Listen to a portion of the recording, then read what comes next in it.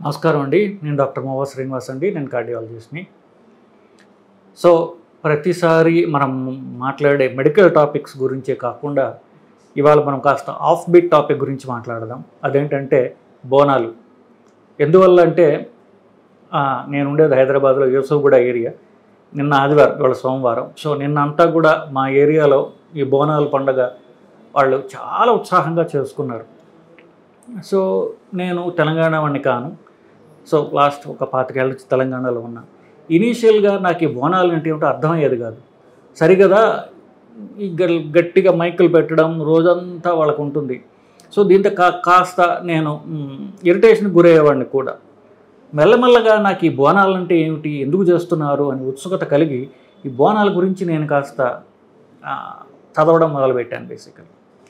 So, ఇది నాకు ఎంత బాగా నచ్చిందంటే నిన్నంతా కూడా నేను ఆ బోనాల ఫంక్షన్లో నిన్న మా ఏరియాలో ఉన్నటువంటి అమ్మవారి గుడి దగ్గర వాళ్ళందరూ చేస్తుంటే ఆల్మోస్ట్ లైక్ పొద్దున్న సాయంత్రం దాకా నేను అక్కడే ఉండి ఎంతో ఆనందించాను. సో, ఇది ఎంత నచ్చిందంటే నాకు మీతో పంచుకోవాలని, తెలంగాణ నేటివ్ కల్చర్ కాని వాళ్ళకి ఇది ఒక బోనాలు అంటే ఏమిటి చెప్పడానికి ఈ వీడియో చేస్తున్నాను.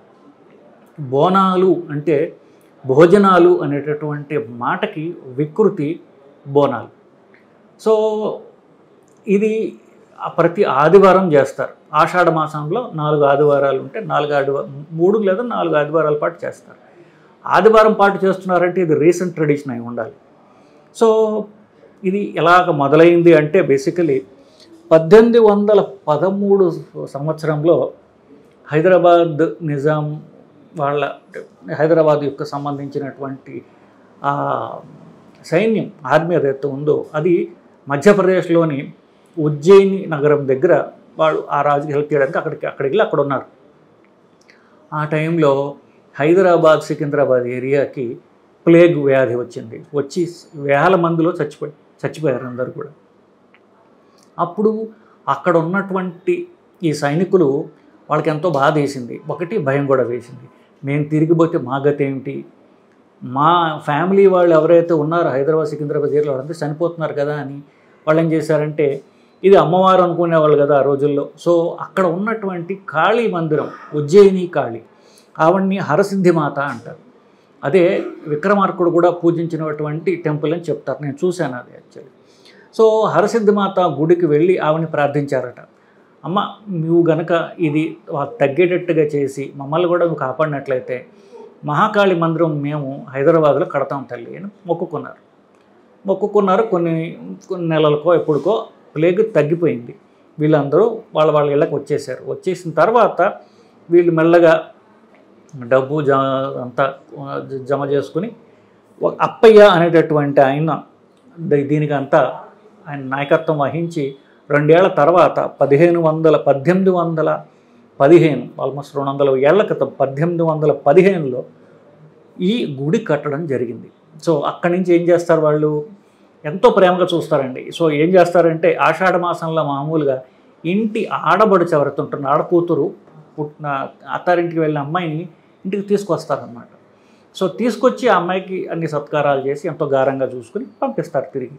అలాగా ఈ అమ్మవారిని మా ఇంటికి పిలుస్తున్నాము అన్నట్టుగా ఏం చేస్తారంటే మొదటి ఆదివారం కొన్ని ఏరియాస్లో ఇది చేస్తారు, 2 ఆదివారం కొన్ని, 3 ఆదివారం కొన్ని, 4 ఆదివారం కొన్ని, ఇట్లా ఈ రకరకాల ఏరియాస్లో చేస్తారు. సో, 3 ఆదివారం మా యూసుఫ్‌గూడ ఏరియాకి వచ్చినట్టుంది. సో, నిన్న ఇక్కడ బోనాలు జరిగింది. బోనాలు అంటే భోజనాలు నేను చెప్పినట్టు. సో, ఇంట్లోనే వాళ్ళు అమ్మవారికి ముందు ఆవిడని తీసుకుని రావడానికి వాళ్ళు ఏమంటారంటే ఎదుర్కోలు అంటారు. సో, మొదటి ఆదివారం ఎదుర్కోలు, అది అన్ని ఏరియాస్లో కాదు, కొన్ని ఏరియాస్లో చేస్తారు. గోల్కొండలో ఎదుర్కోలు చేస్తారు. 2 ఆదివారం కొన్ని ఏరియాస్లో బాల్కంపేట, గండి మైసమ్మ, సికింద్రాబాద్ ఏరియాలో 2 ఆదివారం చేస్తారు. 3 ఆదివారం చిలకలగూడ, అక్కడ దగ్గర ఉన్నటువంటి పోచమ్మ, కట్టమైసమ్మ, లాల్ దర్వాజా, ఓల్డ్ సిటీలో ఉన్నటువంటి షా ఆలీ బండని షాలిబండ అంటుంటారు, షా ఆలీ బండ. సో, ఈ ఏరియాస్లో 3 ఆదివారం, 4 ఆదివారం కొన్ని ఏరియాస్ ఇట్లా చేయడం అనేది పరిపాటి అయిపోయింది. సో, ఈ మా ఒక బియ్యము, బెల్లం వీటితో పాయసంలాగా చేసి కొండ పెట్టుకుని నెత్తి మీద పెట్టుకుని దాన్ని అలంకరించి వీళ్ళంతా తీసుకెళ్ళి అమ్మవారికి అది ఇచ్చి, దాంతోపాటుగా ఇప్పుడు బోనాలు కదా భోజనాలు. సో అందరం ఫ్యామిలీ అంతా వెళ్ళి అక్కడ బలిస్తారు అమ్మవాళ్ళకి. అమ్మ అంతకుముందు సరే వాళ్ళు ఎవరో వచ్చినట్టు వాళ్ళు బలి ఇచ్చి దాన్ని వండుకొని తింటుంటారు. సో ఇది ఒక ఆడవాళ్ళ సెలబ్రేషన్ లాగా, అంటే ఇంటి ఆడపడుచుకి మనం ఎంత గౌరవం ఇస్తున్నాం, ఎంత ప్రేమగా చూసుకుంటున్నాం అనేటటువంటి ఒక అతి అద్భుతమైనటువంటి ఒక కల్చరల్ ప్రోగ్రామ్గా ఇది తెలంగాణలో డెవలప్ అయింది. నిజంగా మన ఇంటి ఆడపడుచుని ఇంటికి పిలిచి అమ్మాయిని సత్కరించి ఆమె కష్ట నష్టాలు తెలుసుకుని you are welcome in the family అని చెప్పడం ఎంత బ్యూటిఫుల్ కల్చరల్ ప్రాక్టీస్ అండి అది. అలాగే అమ్మవారికి చేస్తూ అమ్మవారితో పాటుగా మన ఇంటి ఆడవాళ్ళు మనం పిలుచుకుంటాం అన్నమాట. సో నాకు చాలా నచ్చింది ఇది బేసికలీ. సరే అఫ్కోర్స్ ఆ రోజు అంతా కూడా అమ్మవారి గుడిలో వెళ్ళి సెలబ్రేషన్స్ దర్శనం చేసుకోవడం, ఇవన్నీ భోజనాలు తింటే ఇవంతా వాళ్ళకి ఒక రివాజ్గా మారింది. 200 ఏళ్ళుగా తెలంగాణ ఎస్పెషల్లీ హైదరాబాద్, సికింద్రాబాద్ ఏరియాస్లో జరిగేటటువంటి ఎంతో ముచ్చటైనటువంటి పండగ ఇది బేసికలీ. సో వారి వారి ఏరియాస్లో ఉన్నటువంటి మహంకాళి రూపాలు, ఎల్లమ్మ కానివ్వండి, మైసమ్మ కానివ్వండి, పోచమ్మ కానివ్వండి, పోలేరమ్మ కానివ్వండి, నూకాలమ్మ, ఇట్లా ఏ ఏరియాస్లో వారి ఊరి దేవతలు ఎవరైతే ఉంటారో వారిని, ఆ దేవతని వీళ్ళు ఎంతో ప్రేమగా ఆ రోజు కొలచడం కాకుండా తమ ఇంటి ఆడపడుచుల్ని ఇంటికి పిలిచి ఇలా సత్కరించడం జరుగుతుంది. అఫ్కోర్స్ తెలంగాణలో కాస్త ప్రతి పండగకి కాస్త కళ్ళు తీసుకోవడం జరుగుతుంటాయి కాబట్టి అవి కూడా నడుస్తూ ఉంటాయి. బేసికలీ అమ్మవారితో వీళ్ళ సెలబ్రేషన్స్ అన్నమాట ఆ రోజు.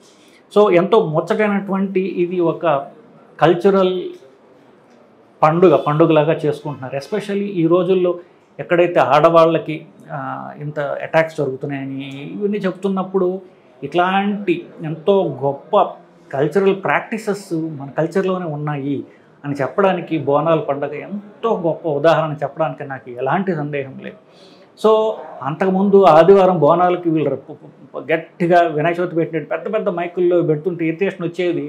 నిన్న నాకు ఎంతో ఆనందం వేసింది. వాళ్ళతో పాటు ఎంత అంటే గుడి దగ్గర మైకే కాకుండా ఈ ఏరియా అంతా కూడా వీధి వీధికి మైకులు పెట్టి గట్టి పాటలు పెట్టారు. నాకు ఇరిటేషన్ ఏమాత్రం రాల. లోకల్ పాటలు పెడతారు, అమ్మవారి గురించి పాటలు పెడతారు, ఎంతో ముచ్చటేసింది నాకు. అఫ్కోర్స్ వీళ్ళే మా ఊరి అంటే మా ఊరి అంటే ఈ ఏరియాకి ఏరియా కదా, మా ఏరియా దేవత గుడికి వెళ్ళి చెప్పినట్టు పొద్దున సాయంత్రం దాకా వాళ్ళకి నేను ఎంతో చూసి ఆనందించానండి. సో ఎక్కడైతే ఆడవాళ్ళు హత్యలకి ఎంతో దారుణాలకి గురవుతున్నటువంటి మన కల్చర్లో బోనాల పండగ మనకి మన కల్చర్ ఏంటో మనకి గుర్తు చేసి మన ఆడవాళ్ళని మనం ఎలా చూసుకోవాలనేది మనకి ఇన్స్పైర్ చేస్తోంది అనడంలో నాకు ఎట్టి సందేహం లేదండి. నమస్కారం.